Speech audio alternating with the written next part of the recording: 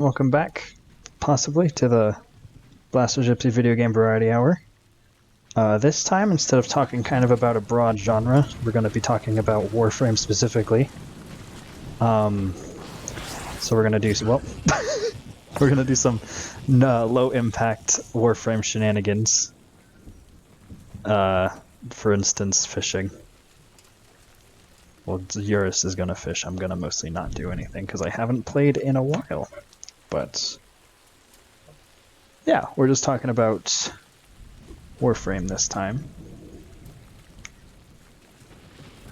And so to start it off, I think I've been playing this for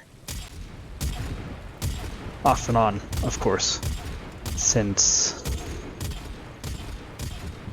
yeah. For quite a few years, honestly.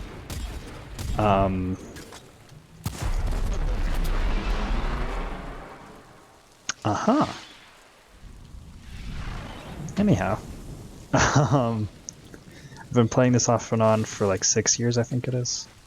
I don't know. This game's sort of old, especially for anyone who was in the beta. And it's definitely changed a lot across that time. So, in terms of that, how long have you been playing? I don't actually know. Oh, I can't hear you. I don't know if you've been talking. I'm sorry. A little longer than you.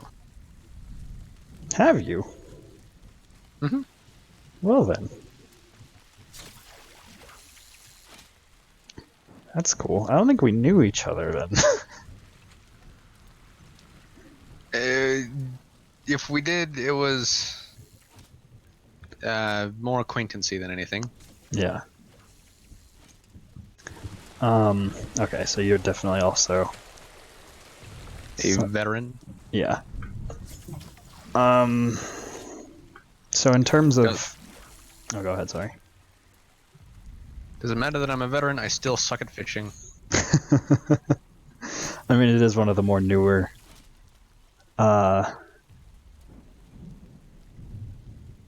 of the more newer features still, but... Yeah. So in terms of the way they've structured like updates is one thing that I definitely enjoy the most about Warframe, because every update they do is always pretty substantial, even if it's, in my opinion, occasionally for the wrong reasons.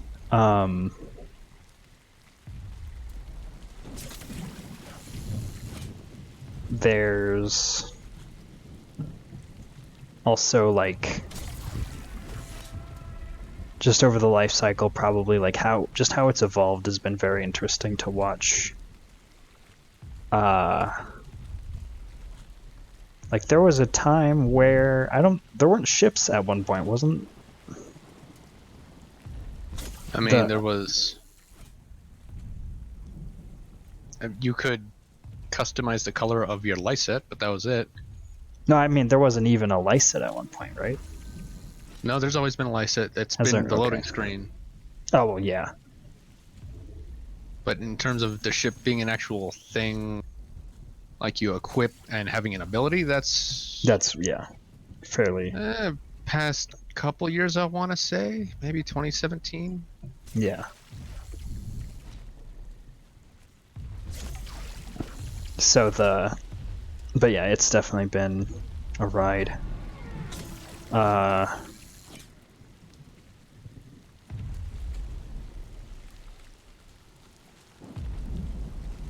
Well. Again, I suck at fishing. Yeah. Sorry. So the thing that I think has always stood out about Warframe is, one, its presentation. Because it is like pretty absurdly good looking for a completely free game. Also, it's been well maintained for a completely free game for however many years. Yeah. And even especially from a company that kind of came out of nowhere. Yeah, I Because don't know their other work, really. they had a game where it was a third-person shooter, and it was like, Dark Sector? yeah. Okay, I figured you would have known. But that's as far as I'm aware, they did that, and they did like development work on ports, I think. For other companies, they didn't really have any original IPs or anything.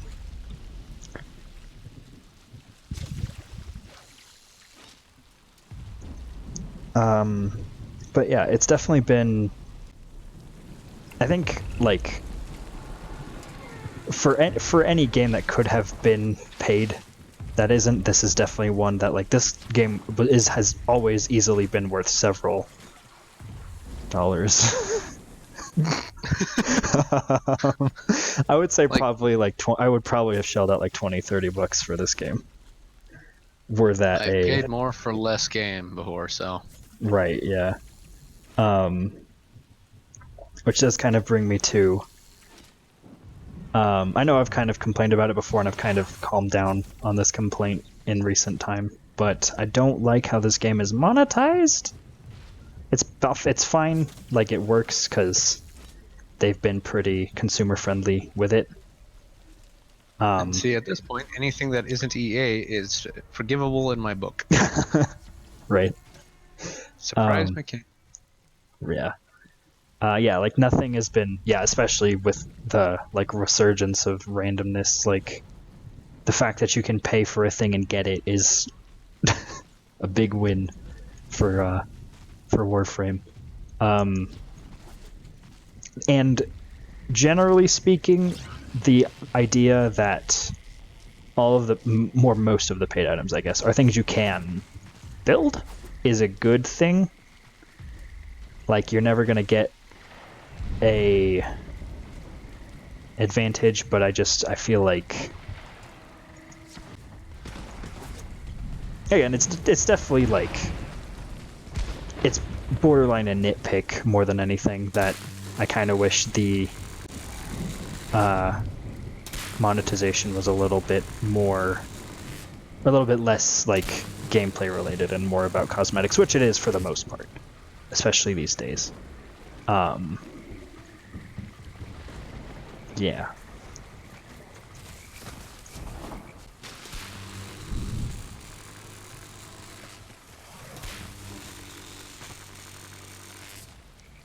What are you doing? Mining. Okay. I apologize. I haven't played this game in a while, so, like, the focus isn't the game, of course, as is, like, sort of just how this podcast has been going, but I have not played a lot of the new stuff in a while. So that's any of that. So as far as things that Warframe does that I think are definitely worth mentioning, all of the guns definitely have an identity about them.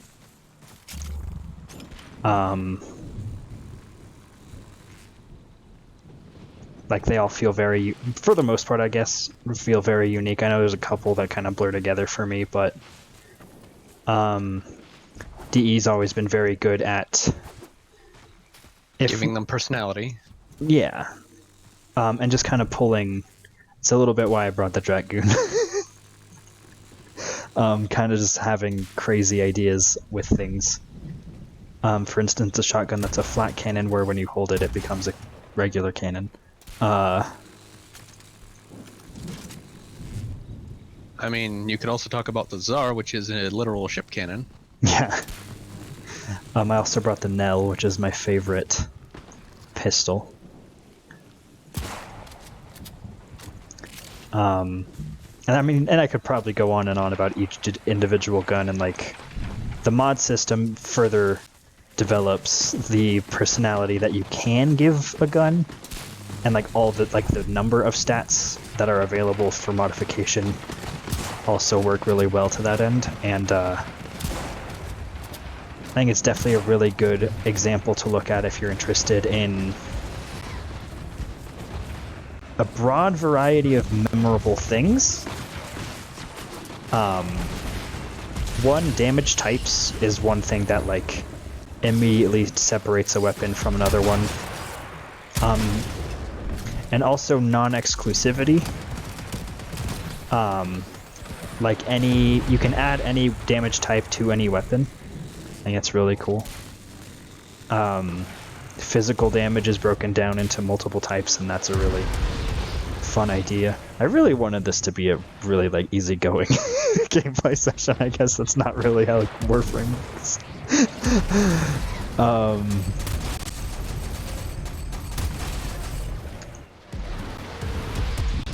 And that's all even just aside from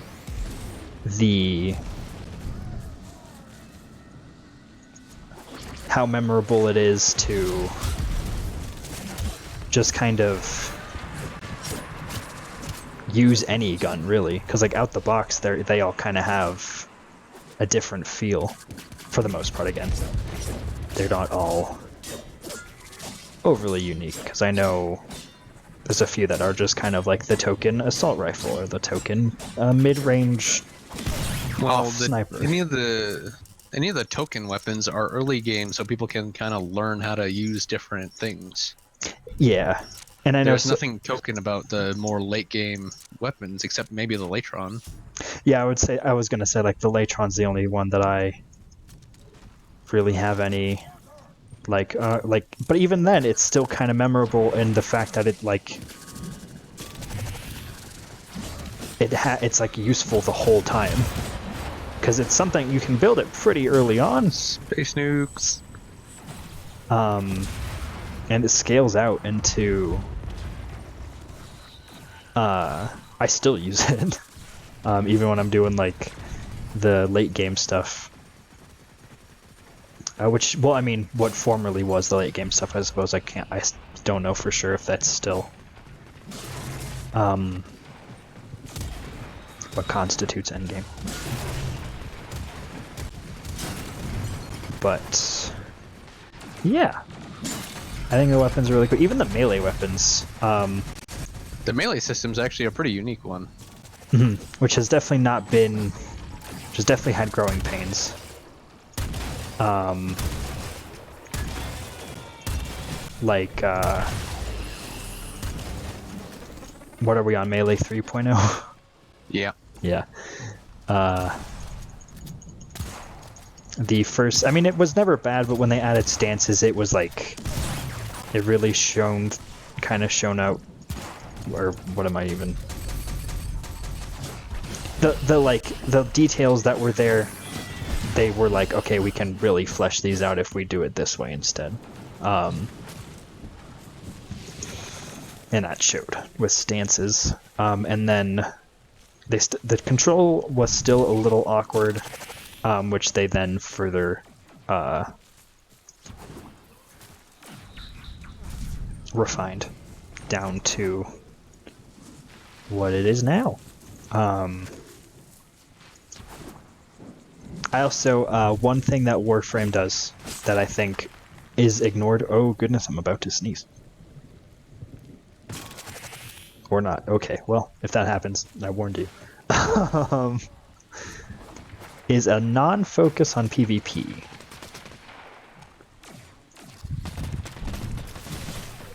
Yep. Very happy about that. Yeah.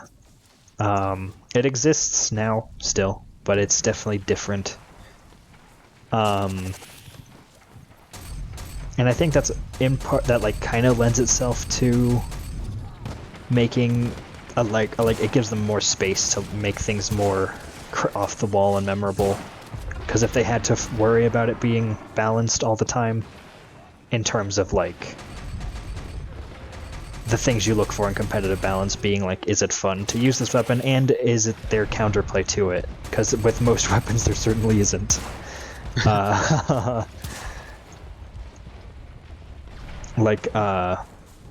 Even with Warframes, like with Nyx, I remember back in when we did Conclave, the handful of times that we did, you just grab an energy orb and psychic bolts a bunch of times and then no one lived.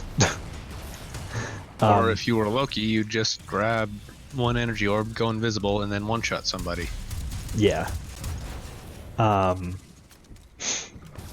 It was like exactly the problem. Which isn't to say you can't have a lot of like cool individual guns in a competitive game. Like Apex kinda has a lot of guns that are good to feel good and feel distinct from each other for the most part.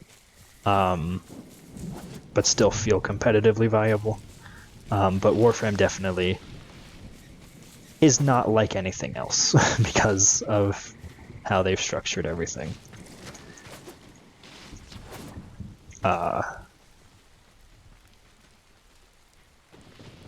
What else?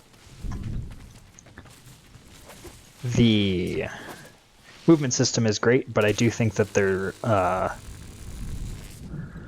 level design has gotten better over the years, and they've definitely grown to accommodate certain problems, like the movement system on Earth, for instance, in the Plains of Eidolon, doesn't exactly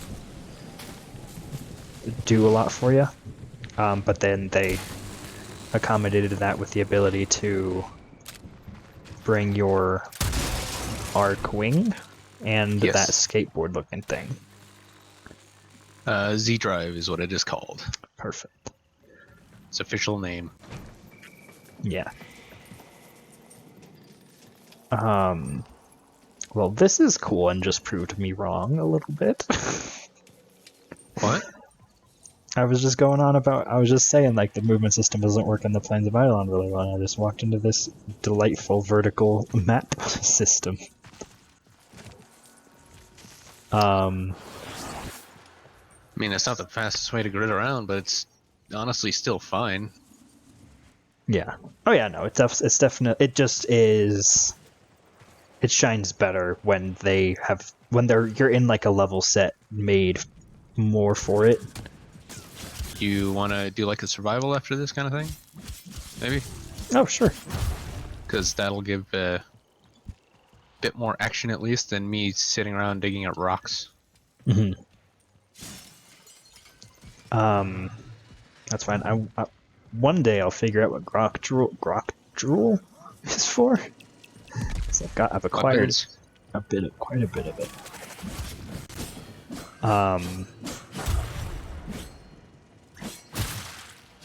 Enemy design has definitely gotten better over time. It used to just kind of be, I mean, even as comparatively, what's the word I want? Comparatively basic as it used to be. The Corpus and the Grineer still felt super different. I mean, yeah, you got space Nazis, and you have like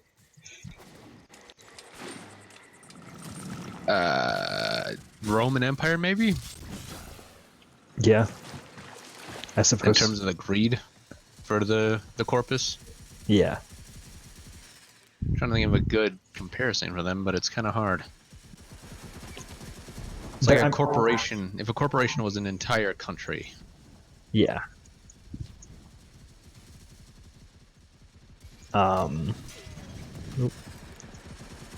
Yeah, and I was even speaking I was speaking more in terms of just gameplay, but narratively even, I mean, yeah. Both. Because they differentiate them through gameplay, lore, aesthetics, everything. Yeah. End goal is the same, and that's take over the universe, but again, who isn't trying to do that nowadays? Right. I thought, like, originally, I don't know if it's still a thing, but like with the battles, you could have like different maps be converted between Grineer and Corpus. And I thought that was really cool, and I don't know if that's still like an idea. Crossfires.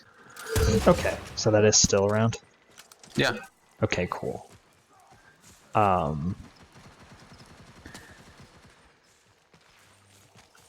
And that said, even and like that, now that I mentioned that, the entire like global alert system is just really good.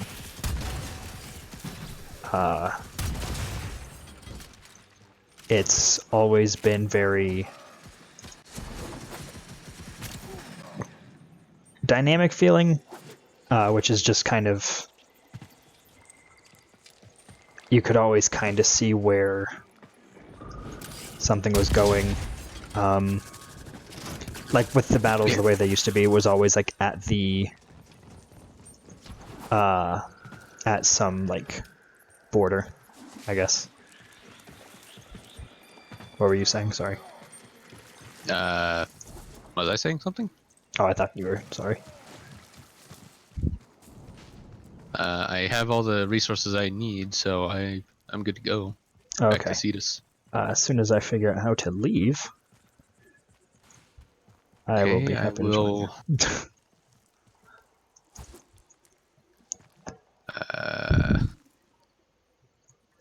Yeah, you might be a while. Those caves are not the most straightforward, things. Yeah, and I've just been kind of idly running Wandering through it. about. Yeah.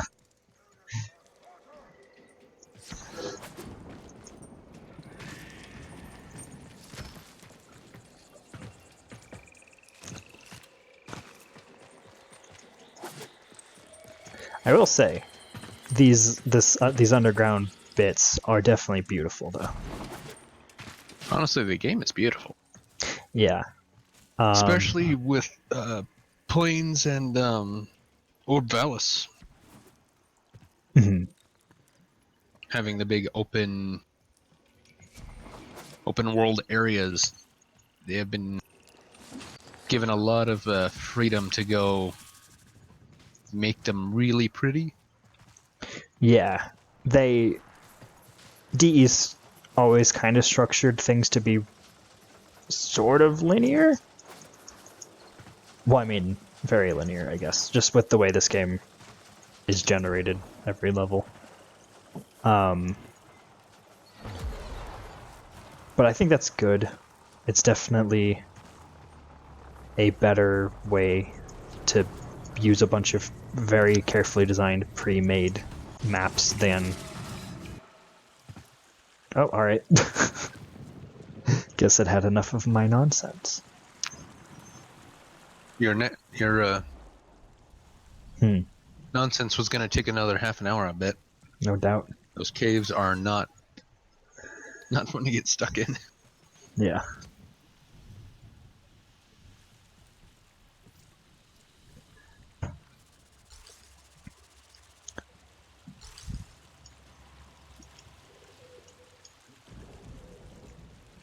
Hmm.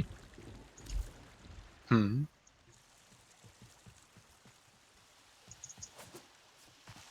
I'm just trying to think of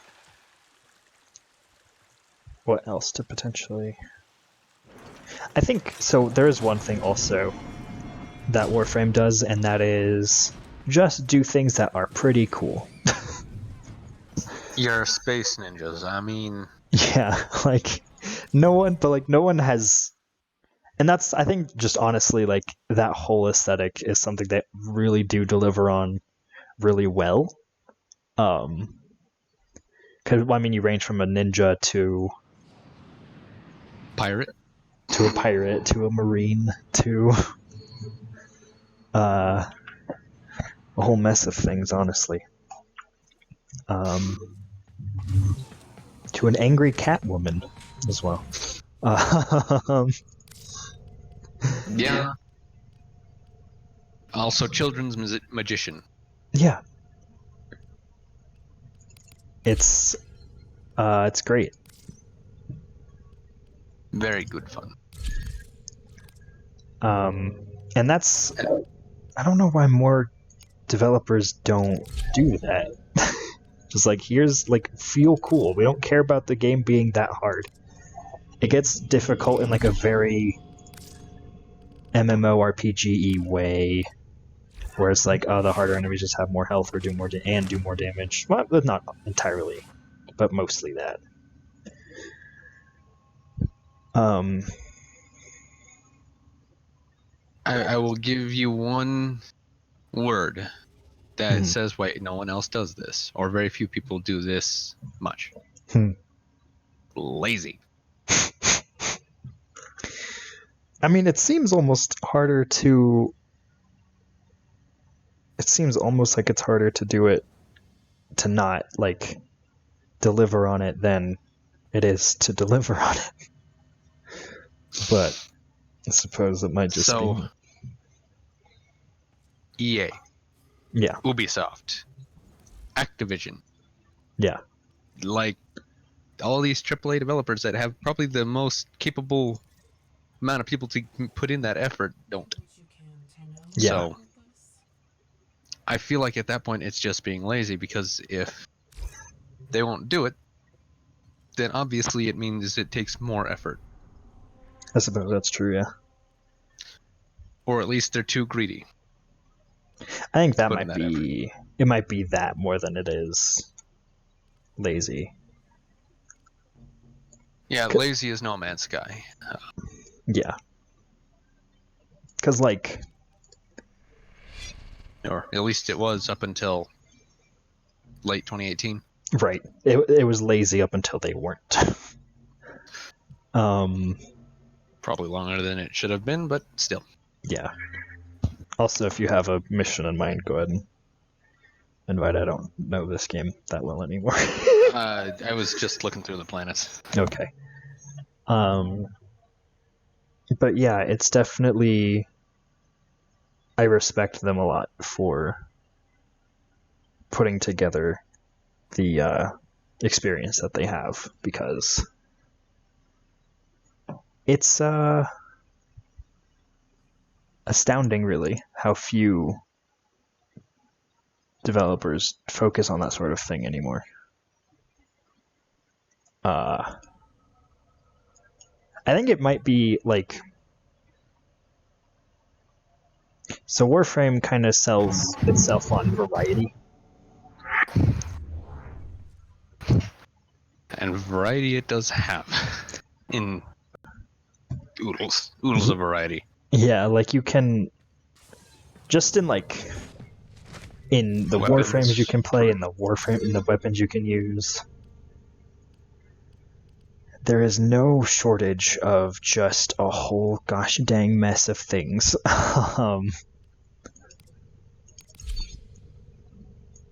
And uh,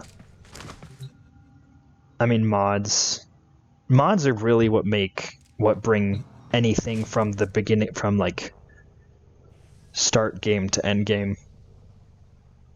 Although I guess like Warframe's never really had a tightly defined end game, much to the community's chagrin. Yeah.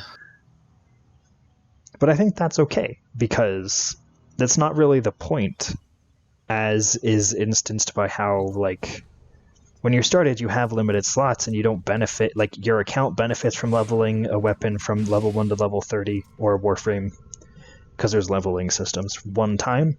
And I think like to that end, the idea was always supposed to be like, oh yeah, you just do this thing, and then once you've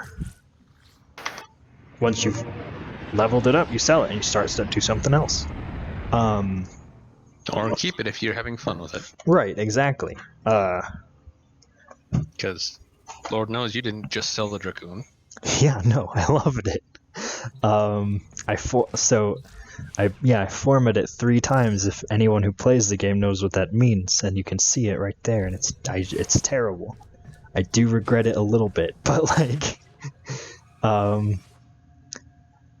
that's the strength of having unique weapons. Is sometimes someone will put that much freaking effort into making it fun. Or not into making it fun, or it's like making the most of something that they think is fun. Mm-hmm. Which, like, the variety in Warframes and everything also just kind of speaks to that. There's nothing they really skimped on. Yeah. And yeah, and I mean, like, I know in terms of trying to be like a relatively informative show, there's not a lot to say more than just care about what you're doing, but like genuinely that is so important. Especially in like in an industry that is rapidly realizing that they don't have to. And they realize all they have to do is become Fortnite and get all them Twitch views. Yeah. To get them publicity. Yeah, honestly. You know what? That'd be a fun, I think. A little bit meta here real quick, but I think it'd be great to like, because like we go into, like, we've played games just because they look interesting, like Airmen, which is very good. Indeed. Just needs more content. But which they're adding all the time. Like, it's updated like... Well, he's adding just one dude. Yeah. And he's active in his Discord server, which is great. But yeah, that's probably a discussion for not on the podcast. Sorry. But the point that was just generally like care. Like, there might be more nuance you could ascribe to things. Games are supposed to be fun. But yeah, if you don't care about the fun and the game, then... Yeah. At the end of the day, yeah, it's not... And like, I know it's tempting, and often this is what even happens a lot of the time, to like make something that will sell. You mean like the game version of Oscar bait? Yeah, just like Tomb Raider. Well, that and like even an indie, like there are indie titles like Goat Simulator that did that. It's a fad game. They come and go. Yeah, but like exactly, they come and go. Like you're doing worse for yourself if you... They made their money.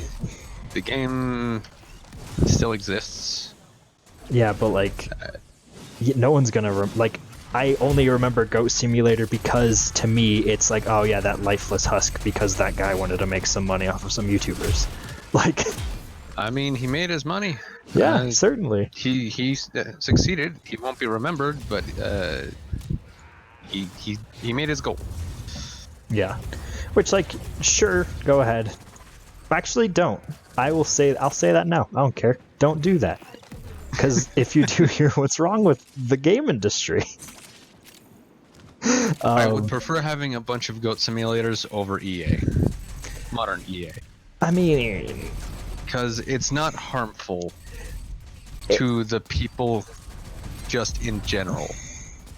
So, comparatively. You're right. Like, Goat Simulator certainly could have done worse, but it doesn't change really that it was kind of a for-profit thing. I think, like... I mean, Call of Duty gets away with it every single year. Yeah. And I'm not saying that I'm saying these are things that they sell, so, like, you could say that on that basis that they're a good thing.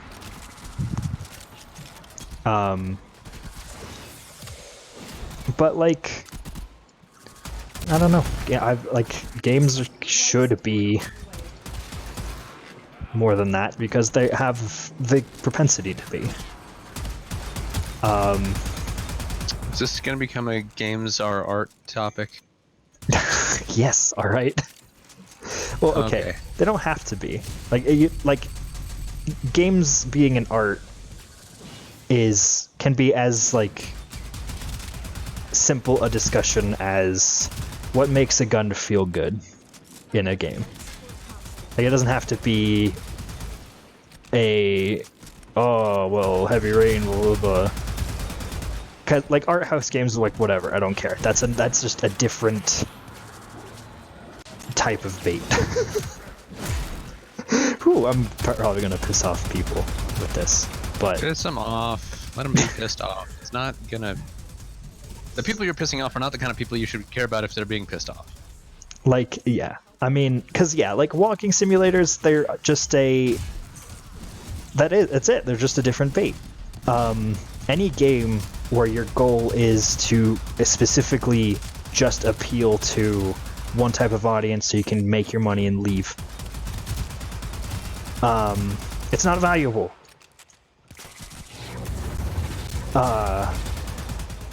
And I think that's what, like, my games are art argument here is going to boil down to, is it's like, what's going to be valuable 6 years down the road?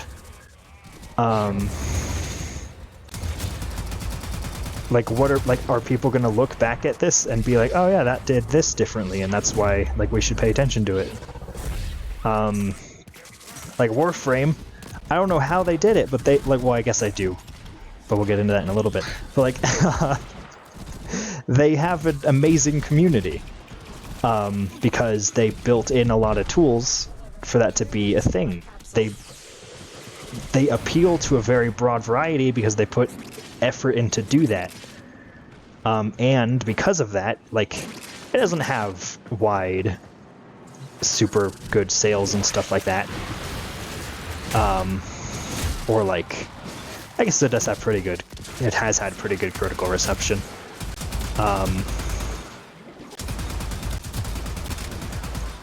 But yeah, like, it's got, I don't know, it's got just something like personality that your bait games won't have. What? Yoink. Yoink.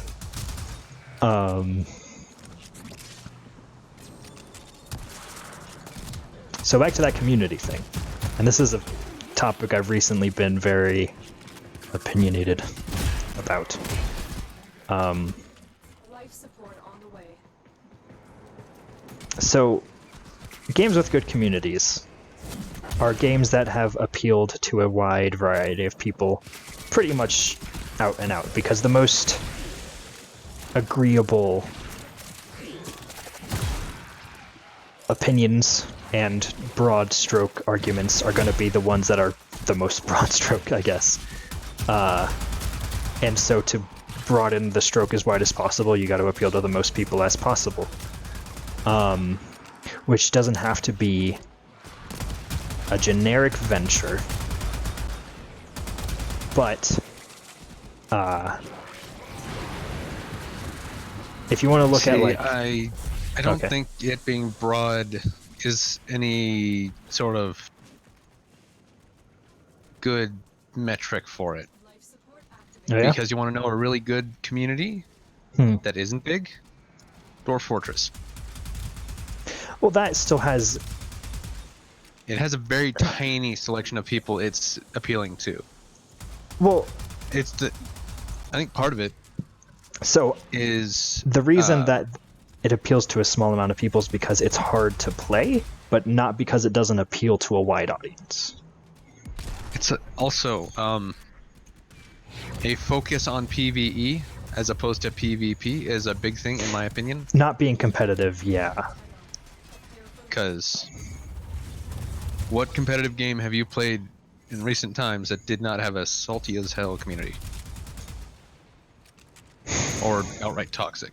Apex. Well, do you know that? Because there's no open chat.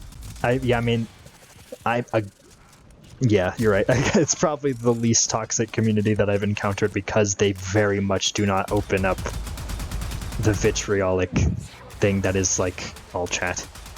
But, like, so wide appeal, you have to, so there's been a lot of studies, but for sake of brevity, I think I'm gonna mention specifically Bartle's taxonomy. Again, this is for brevity's sake.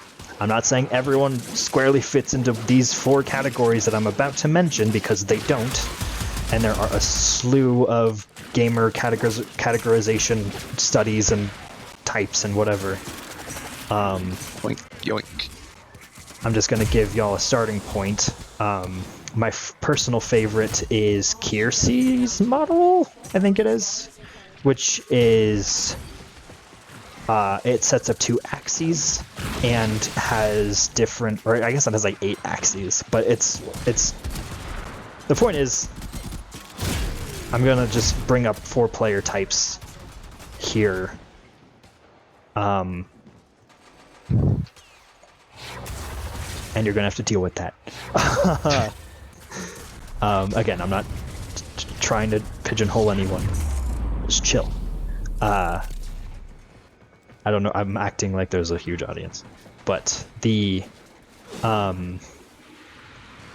so there are Bartle's player types, which this was evolved. The theory was evolved from multi-user dungeons, which were the precursors to MMOs.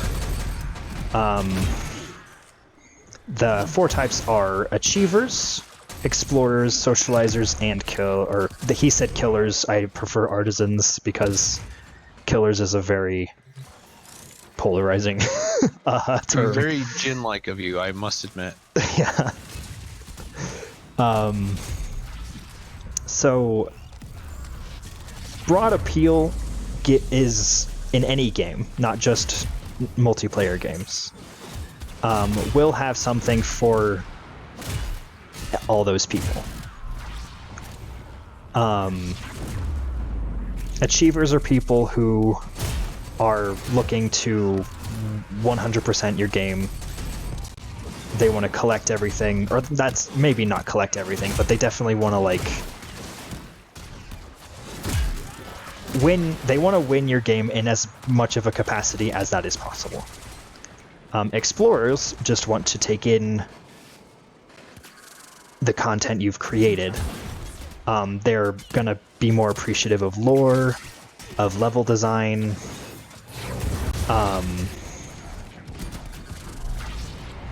things like that. Socializers are gonna be there more for the community, which is a very difficult thing to kind of capture, but I find that things like global chats or running events or maintaining a social media presence as a publisher, those are things that help. Basically, kind of regular audience building practices will help with that.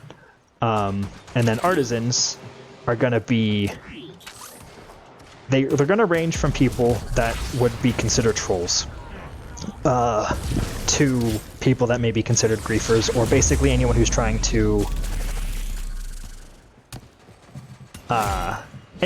min-max may also be in that category.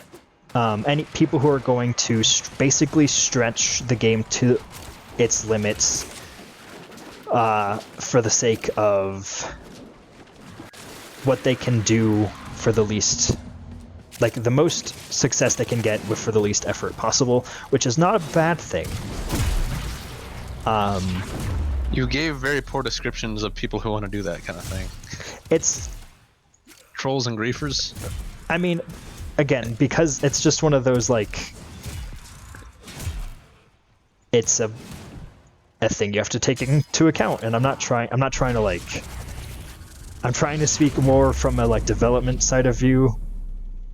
And again, like, not every person who plays games is going to fit neatly into one of those boxes. But when you're designing, those are all those are in general. If you're not thinking about like, it's a very good place to start from, because those are 4 distinct types of players who are all looking for different things. And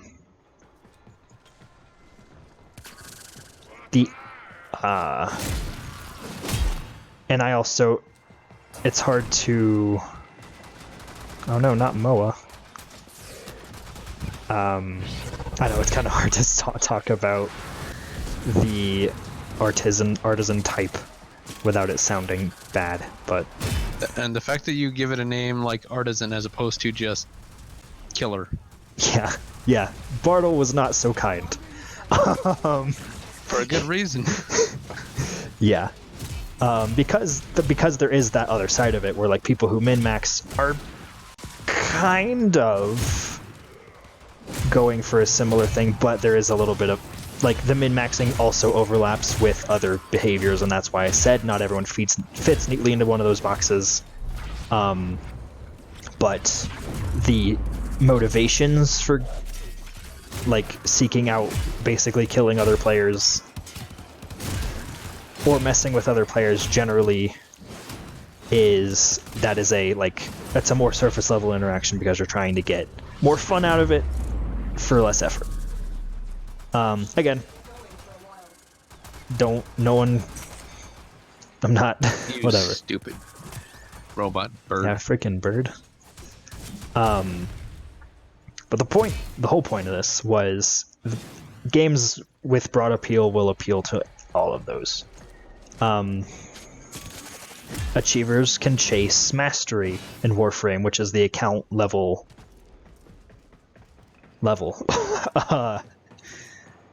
Explorers can experience a broad number of like weapons and maps and whatever.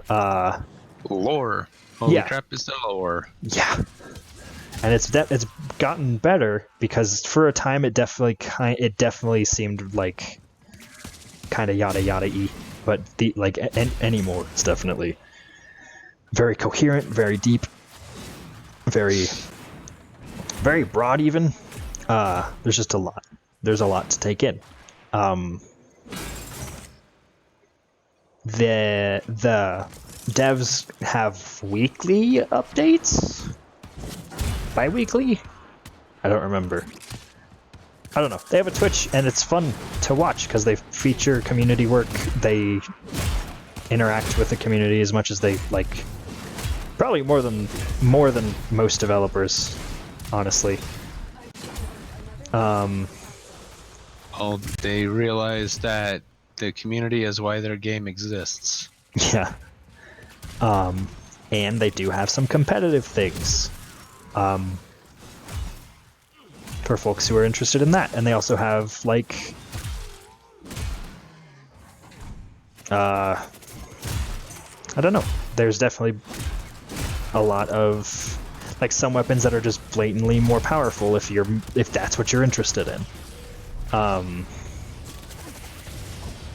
Maybe that's not as much a problem anymore, but I know for a while, basically, like, the best melee weapon was just the Galatine.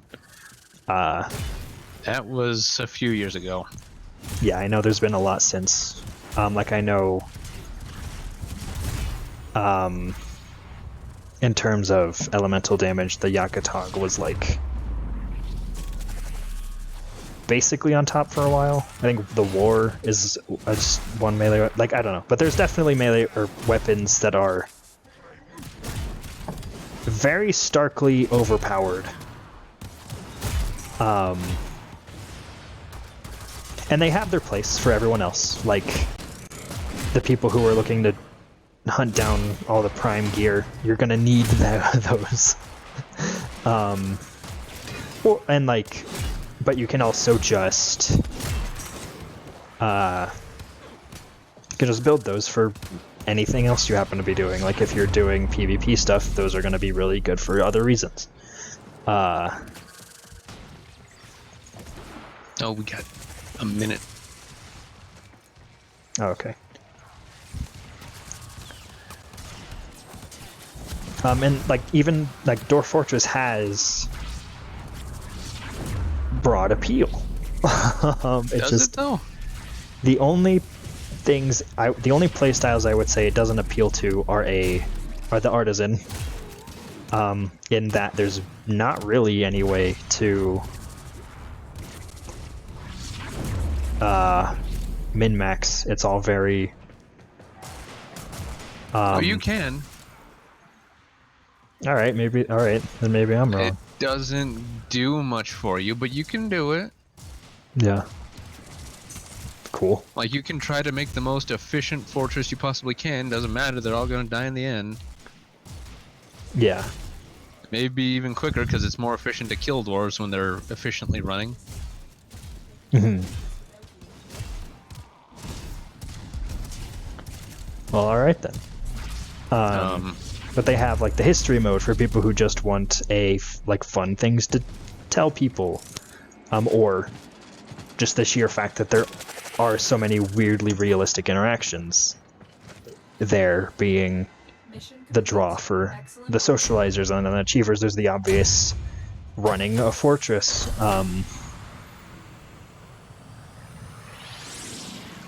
Which does have which can be very fruitful and like interesting, and like there are definitely like levels of success that you can achieve with that. So yeah, I would say there's a very broad appeal to Dwarf Fortress. The only thing against it is the interface, which is why I would say there's such a small community. You're telling me that ASCII isn't the pinnacle of graphical fidelity? No, I'm saying that data entry level controls are the reason, not the graphics. I'm saying the controls.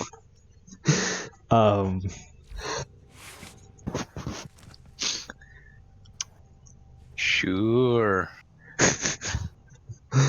But even then, there's graphics. They're easy to come by, even. Yeah. But yeah, I think it has. Sorry, this was supposed to be a Warframe, huh? I mean, the point of all that was Warframe has a broad appeal, and that's definitely, I think, in part why the community is so good. Probably has some good community management too. Yeah. And also the ability to trade the paid currency. That by itself is such a good idea. So there's platinum. That well, there's platinum, and dojos are the second like important part. But dojos you can trade with other players. Maybe you can otherwise, but I know that those are like okay. So it's only the dojos. Maru's Bazaar, you can set up your own stand and sell your own items there Oh, okay, cool. if you're not in a clan. That was the point of it. Oh, gotcha. But yeah, so platinum is the currency you pay for. I can probably open the store and it'll be here somewhere. Yeah,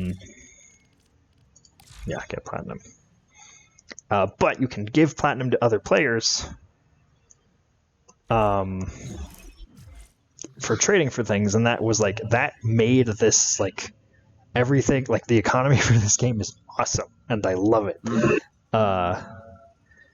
Because it's really easy. Like if you're the kind of person who, like if you want a certain prime warframe or a weapon or whatever, but you're getting all these like blueprints for these other prime things, and because you're grinding those areas but you're just not getting the one you want, you can probably go into the global trading chat and sell a couple things, and then you can go just buy the thing you want in that same global, or just trade the parts. It's a good system. Yeah, and they definitely they've kept the drops and stuff reined in enough to where everything keeps value, just for the sake of it being so rare. And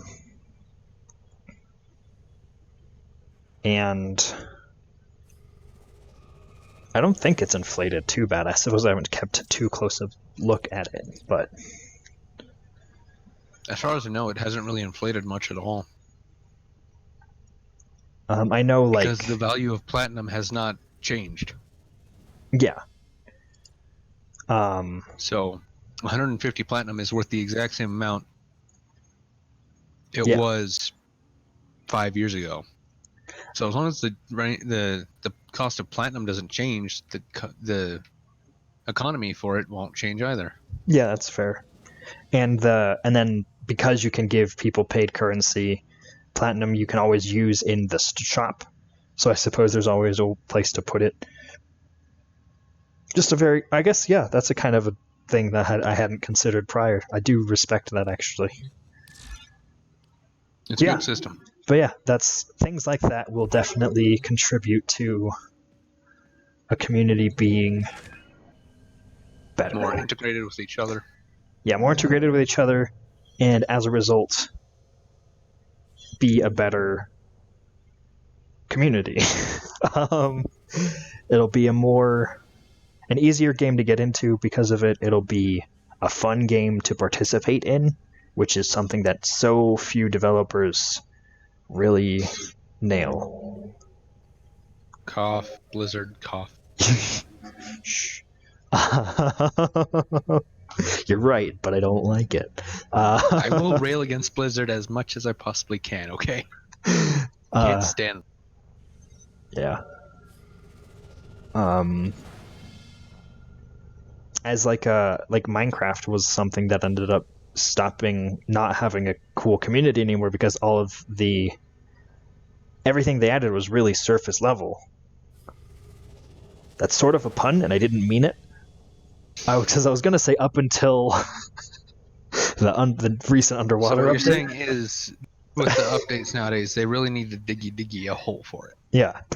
Get down there. But the update where they added like mansions and stuff, or I guess it's all been kind of over time, but there's no depth to Minecraft, which is fine. And also ironic because it's a game about mining. But yeah. Yeah. That's partially why the community for that kind of went so sideways. Because the only people who were invested were people who could keep engaging with that very surface level interaction.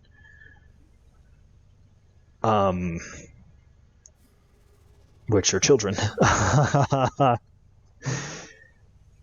I mean, that said... I mean, not all of the community was only children. It's not like Fortnite. No, not at all. But the more like adult interests in Minecraft tended to be Redstone exclusive, and then other games started coming out that would fulfill that niche, but more so. Infinifactory, for instance, or Factorio. Yeah, exactly. And again, this is just from the design side. If you're a person who plays video games, you're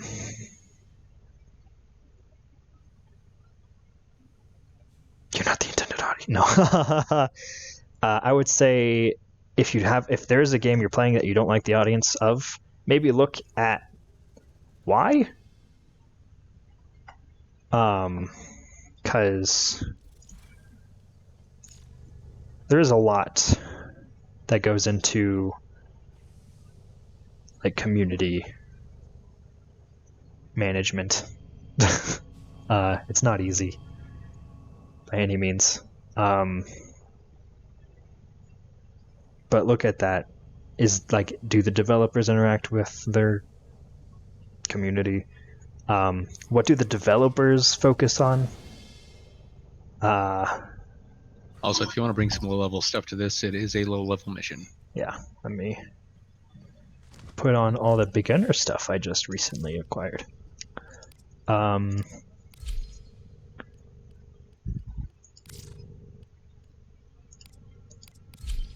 Just look at what the developers talk about or like seem to care about more.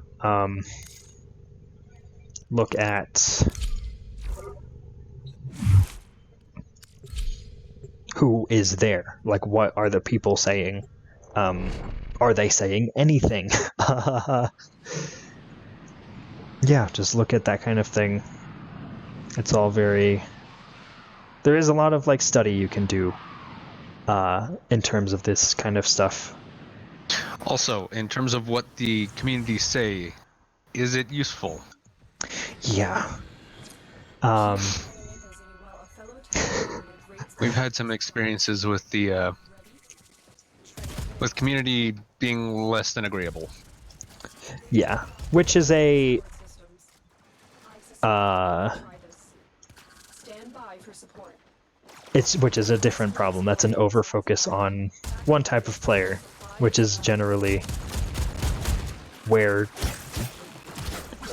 games like where games that die because of their bad communities generally like stem from that problem. Because those 4 player types that I said earlier, they don't, generally speaking, they don't get along with themselves. Barring You mean between the different types, or in the same type? I mean, players of the same type will not often get along very well. Except for the socializers. Yeah, they are the pretty much only, and then they have a hard time getting along with generally the other player types. Most notably, not the artisans. I wonder why. Right. And then they can sometimes be useful to explorers and achievers, being the conduits through which information is passed. In a more MMO context, sometimes the player types that I described do fall apart a little bit when you're dealing with single-player games or overtly PvE games, but not always. Sometimes it's generally still useful, but don't like. If you're a game designer, don't rely on it too much. Just use it as a starting point for what kind of audience you're shooting for. Yeah. But yeah, so games that tend to die due to community-related reasons, it's because they've focused too much on one type. Player? Yeah. Or because they're not focused, but that's an entirely different problem.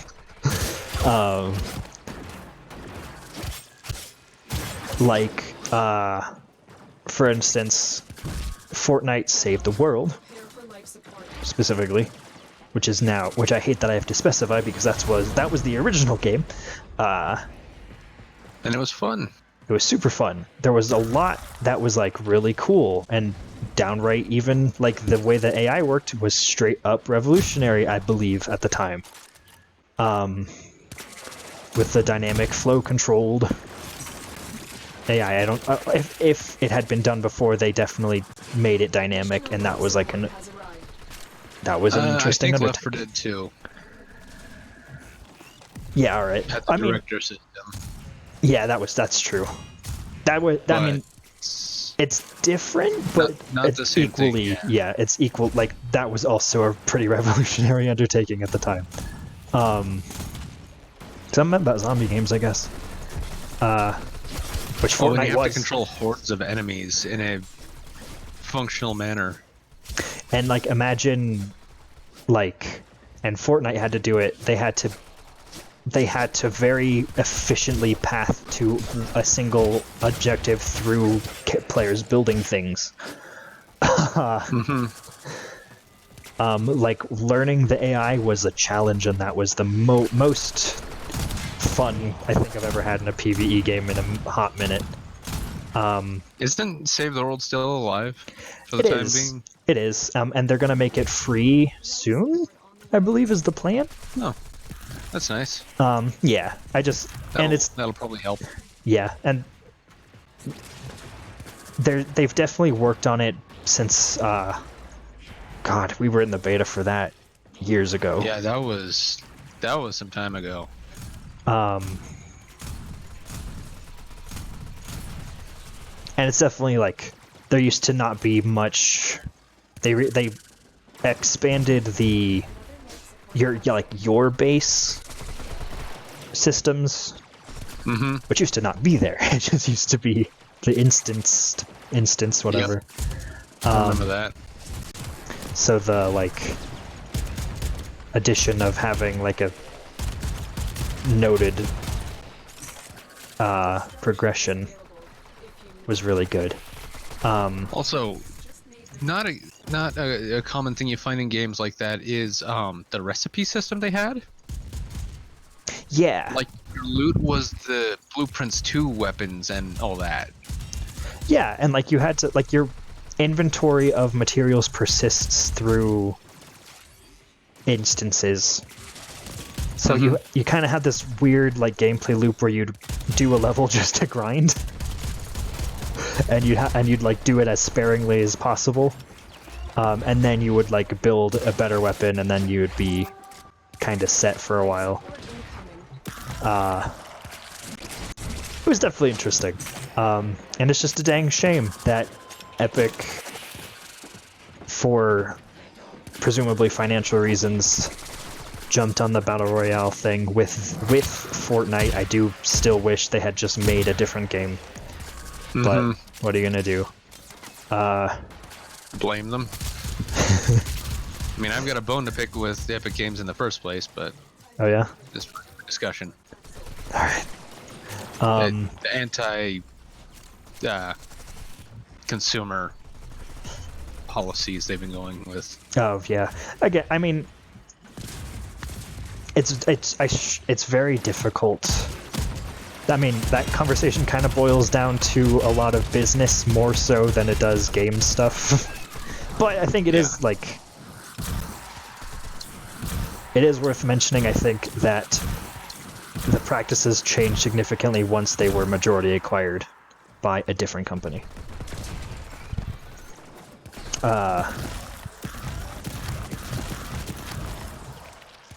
Anyways, the lack of focus with Fortnite, because they had all these systems made for a different game and just kind of shoehorned them in creatively, I guess. Like I've definitely seen games shoehorned worse, but they still shoehorned it into a battle royale. And at least they gave me a reasonably fun idea, at least for a game. Oh yeah? Competitive architecture. Oh yeah. The competitive scene for... Yeah, if you need to see how much of a mistake it was to make Fortnite a battle royale, look at the competitive scene. You got MC Escher's frickin' whorehouse there. Yeah, it was just a nightmare. Like, I watched the World Tournament. I don't know what it's actually... I don't remember the official title. But, the gameplay styles that have emerged are just so absurd.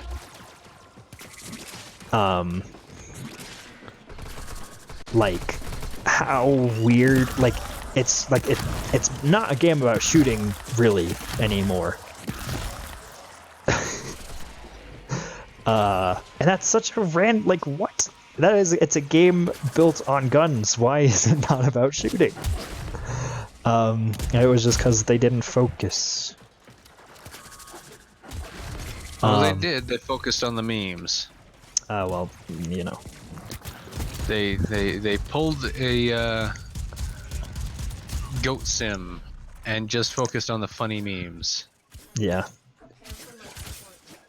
Just so happens it picked up with the Twitch community and... Yeah. Yeah. I mean, we can all take a little bit of solace in knowing that games like that have never succeeded in the long term, so... Yeah. PUBG? No one talks about PUBG anymore. Yeah. Goat Sim? No one talks about Goat Sim anymore. No one talks about Yandere Simulator unless it's about how that was a thing. Unless it's about how, like, creepy and weird the developer is, because there are still people who talk about that. But... if you want to know about that, go look it up yourself. That is my opinion that I expressed just now, and don't take that as gospel.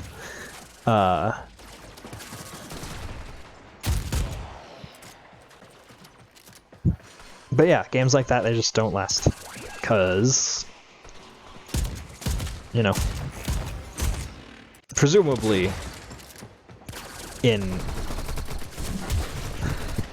I think in the case of Yandere Simulator, especially,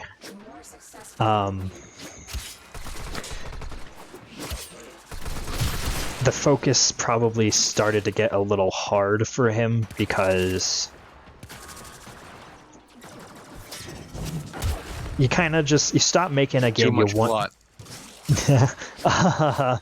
Yeah, but like it seemed to kind of start being a game he didn't want to make anymore after it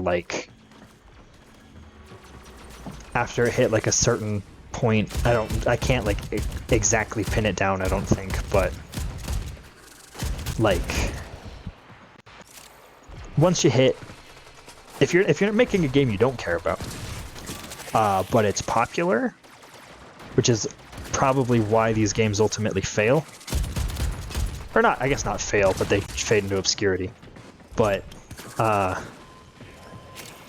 it's 'cause the developers just stopped really caring. Making a community letting a community dictate what goes into a game is always a mistake. How's it keep coming up like that? Weird. Yeah.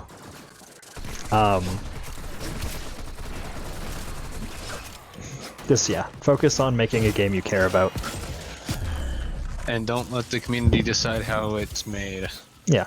If you want a broad community, make it appealing. Don't just do what everyone says. Yeah. Because that's probably a good way to put it. That is a good way to put it, I mean. Because people... So, I know this is like... I know this is a thing people say a lot, and it doesn't ever really sound like it makes sense, but people genuinely don't know what they want. In a lot of ways. Especially with games. Yeah.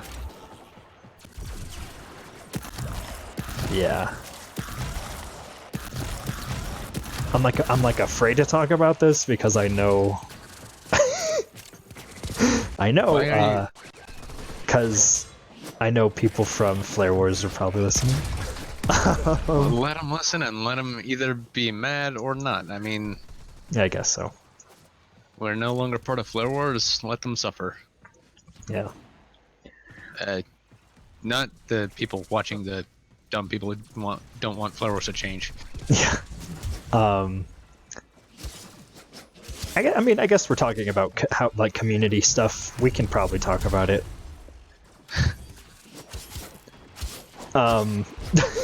So I'm gonna go ahead and I used to moderate. Rant time, everybody. Yeah, it's gonna be a little bit of a story and whatever. But so I used to moderate a community / game on Reddit called Flare Wars, where the premise was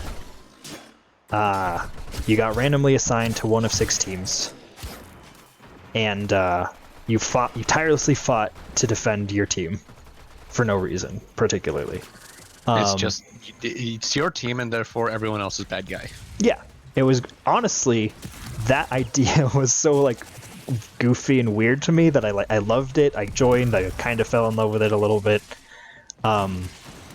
Slowly, eventually became a mod. Well, I guess it wasn't that slow. It was a couple months.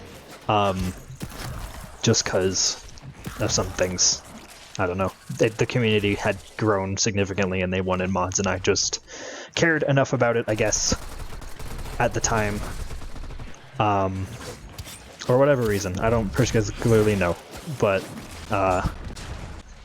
whatever the case, I ended up moderating. So the kind of example that had been set was that the community made the rules, which at the time I thought was a cool and good idea.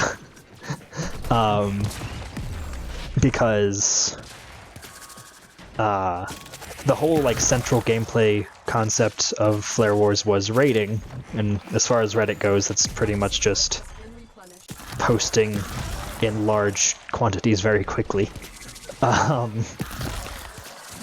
Which, game, but anyways, also against the rules of Reddit and whatever. Don't know how it ended up, and regardless, that's not the point.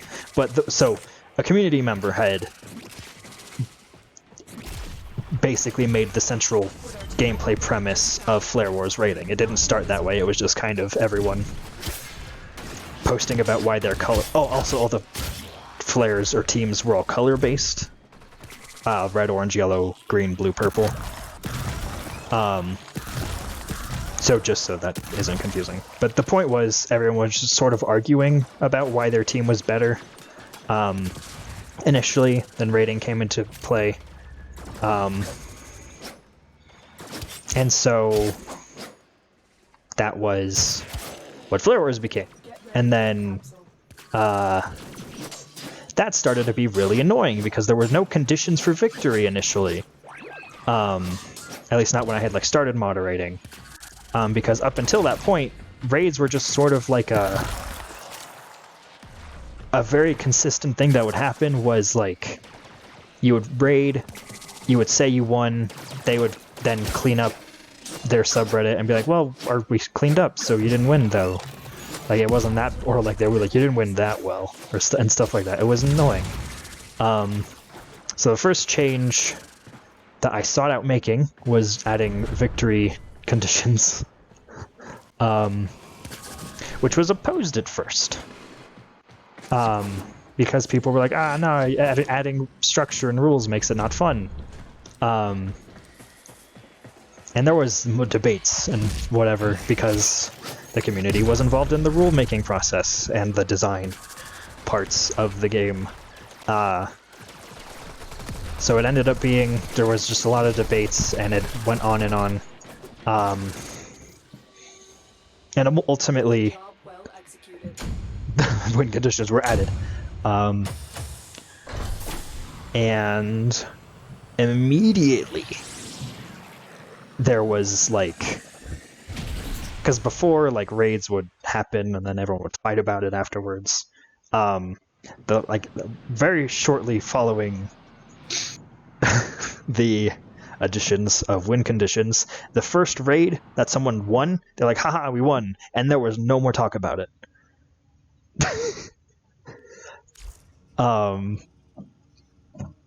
And so Probably a good thing. Yeah, I marked that as a win because we didn't have a bunch of fighting. Maybe like people later complained, well, raids don't have identity anymore, which was fair. So then that's why we ended up introducing totems, which is what the state Flare Wars is in now over the course of these last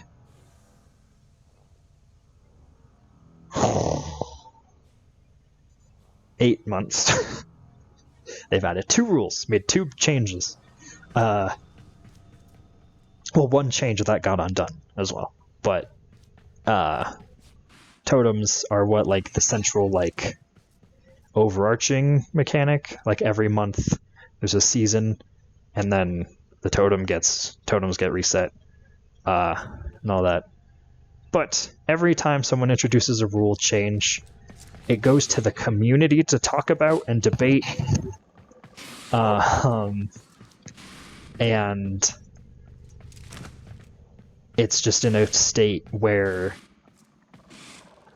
nothing changes, despite everyone calling for change, because no one can agree on a change because they've decided that the community should dictate what the rules are. Completely stupid. Yeah, it's just become a very boring experience because turns out raiding for the same reason over and over again with the goal that just resets every month isn't fun. And I was responsible in part for some of these, if for no other reason than it was basically impossible to get anything through the community that wasn't very surface level.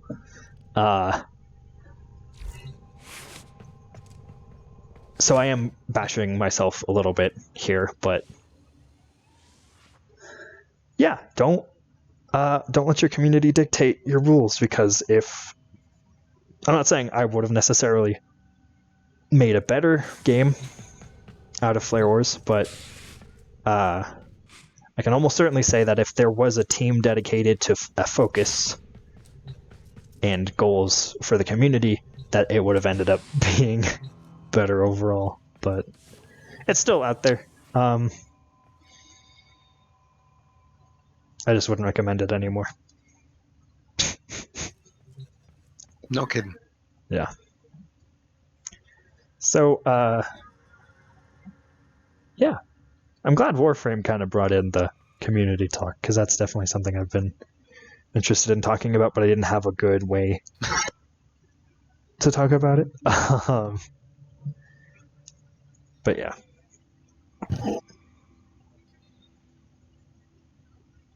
And Warframe doesn't bend to the will of their players either, because if they did, they would have only focused on endgame things, and this game would be boring.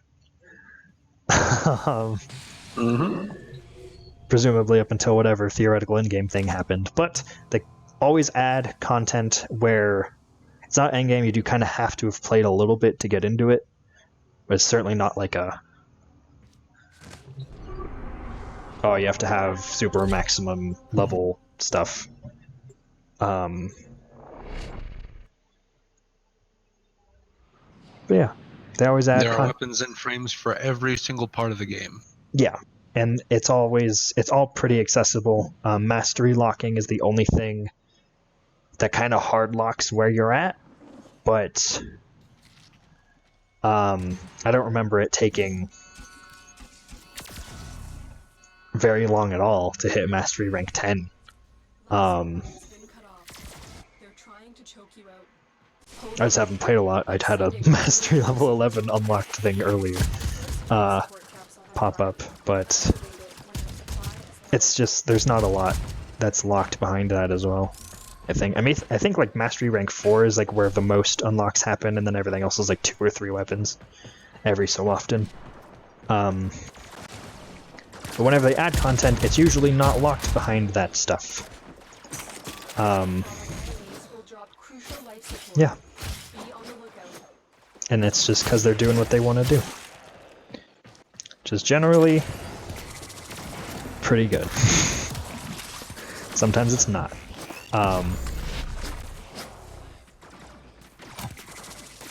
But because they care about making a fun game, to bring that point back around, what they want to do then is make a fun game, and we all benefit from that.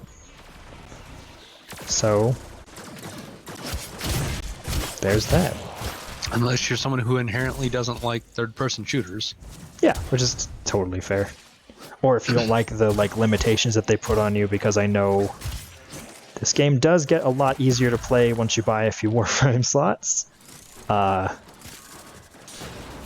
weapon slots or whatever, but I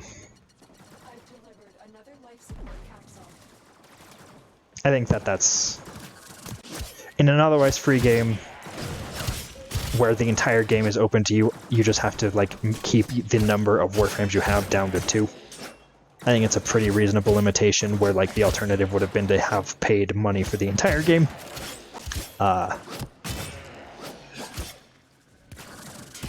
Yeah. And they've made it easier to get slots too. Yeah. Between Syndicate and Nightwave stuff. Mm-hmm. You can... Yeah, pretty much anything that's ever costed money has been available for unlock in a non-monetary way. Yeah, because you could get event weapons and whatnot, and you could sell them, and you'd have the weapon slot from it for free. Yeah. Yeah. I'm trying to think of any Warframes they did that with. Were Mirage and Equinox like that? Because I know they had events. Or they still have quest lines for them. Yeah, they have quest lines, and Limbo's got one too. Mm-hmm. And Chroma. And Atlas. A lot of them are quest based now. Yeah. Which is cool.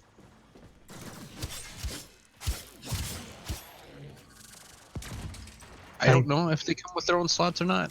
Okay. I'm currently in the... I bought Limbo and Mirage both outright. Oh, okay. Well, I'm working on Mirage, so I suppose I'll let you know. Okay. But yeah, pretty much everything that has costed money is either currently or has been available through other means. Which is also sort of why I don't like the monetary system, because it's kind of... It seems... I don't know, it just seems redundant or whatever, but...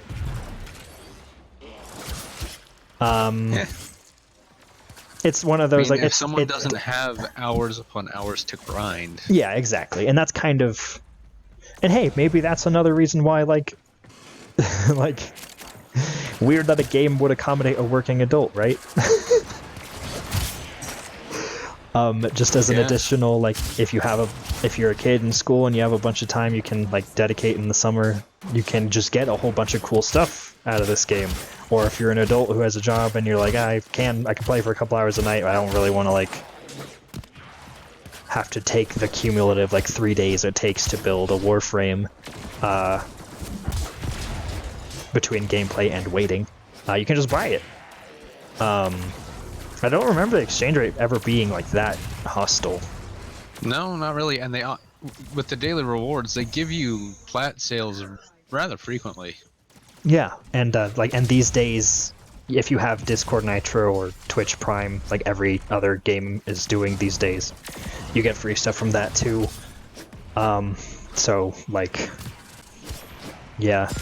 I mean, I'm saying that playing, like, the frickin' current Nitro thing is this Saren on screen. Ooh, that sounded a little chilly, I guess, but whatever. Yeah, that's another, like, yeah, there you go. There's another thing. Be accommodating to, like, adults and or... Different lifestyles? Yeah. Again, if that's the kind of game you want to make, I'm not saying, like, not every game has to appeal to everyone, but if that's something that you're interested in, that's how you do it. And that's kind of all of everything I've said thus far is kind of like, if your goal is to make a game that is more or less timeless, or at least long-lived. Yeah, if you wanted to have a long lifetime, yeah. And if you don't want to, like, there's nothing wrong with making a game that you want, like, YouTubers to play and be goofy. Wait a minute, you just said... I know. Alright? I'm just, like, no, actually, yeah, I know, you're right, don't do that. I rescind it. I don't like that. I just want to say... It's not always important to take everyone into account, but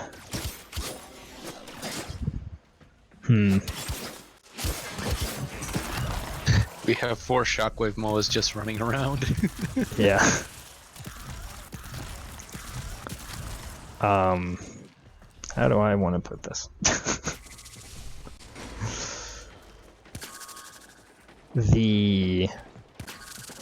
Okay. So, don't make stupid games only for money. If you want to make more profitable ventures out there, if you want to just make money, yeah, like you could start an MLM. There you go.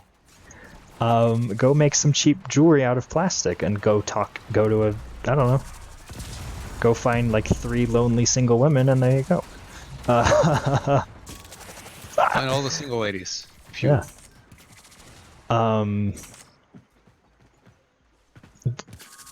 Don't, and like if you're making a game for yourself, don't sell it.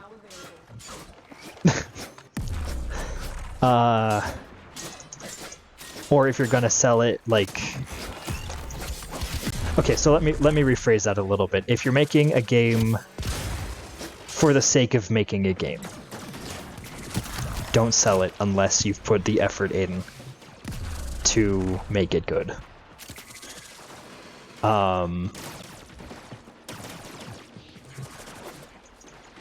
Basically, don't, like, if you've purchased most of your assets, you're probably doing it for the wrong reason. Unless you just can't like make your own music or models. Yeah, if it's come down to like you have this idea and you've put in the design work, but you just like you don't have the time either to learn art or to make it yourself, then yeah, absolutely go grab some assets and start.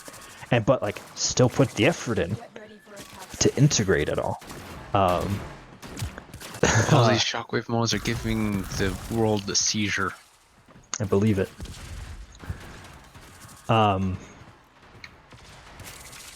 Integrate any assets you purchase or whatever otherwise acquire. And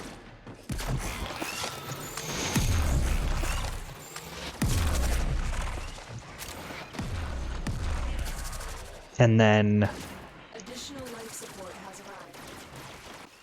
arrived. yeah, just focus on why you're making a game, and if it's like you can make a game to tell a story. I know I tend to be very opposed to that idea because like interactivity is the more powerful part about video games as far as like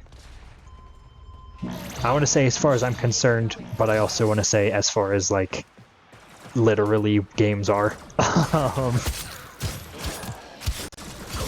But if you're trying to tell a story, or you just like The more successful trying to make a game that's fun, focus on that, I guess. Because most other reasons will result in one of the variety of problems that people have made, you know, support incoming. spent a lot of time being angry about. I'm in a situation. I'm coming. I don't think you can help, but thank you.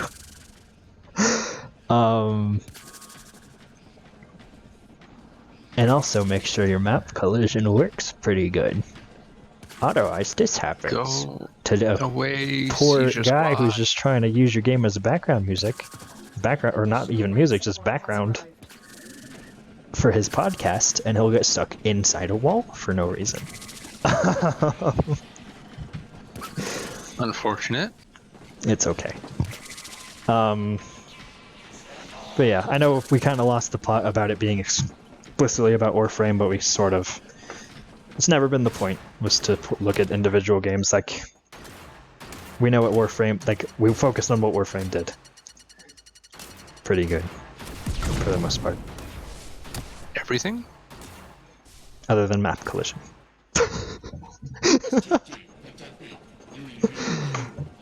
Yeah. It's more often an error.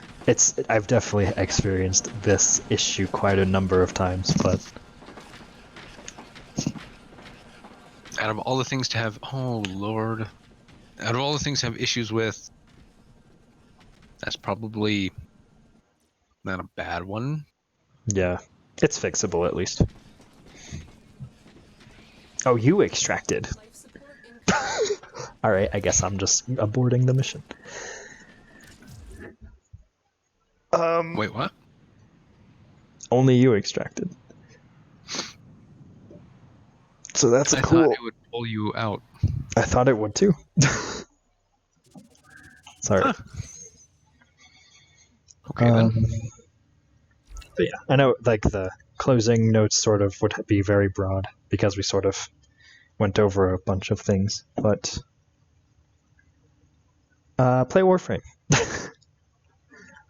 Research it yourself. Like figure out things, like look into it, see like I guess like with the context of what we've said about it a little bit, just like look at the things it did pretty well. Because there's a lot. Also, if you look at this in an ethics manner, you're an idiot. Ethics? Yeah. What do you mean? Played it with a few Flare Wars people, and they were upset because they said that you're playing the bad guy, and you should just leave the Grenier and the Corpus alone because Oh. all you're doing is going around killing people. Freaking idiot people. I mean, Shouldn't play games. Should go out in the real world and just go around being all preachy about that crap. See what happens. All right. So yeah, play. And if any of you people that I'm talking about are watching this, I don't care if I upset you. You deserve it. All right. Dang.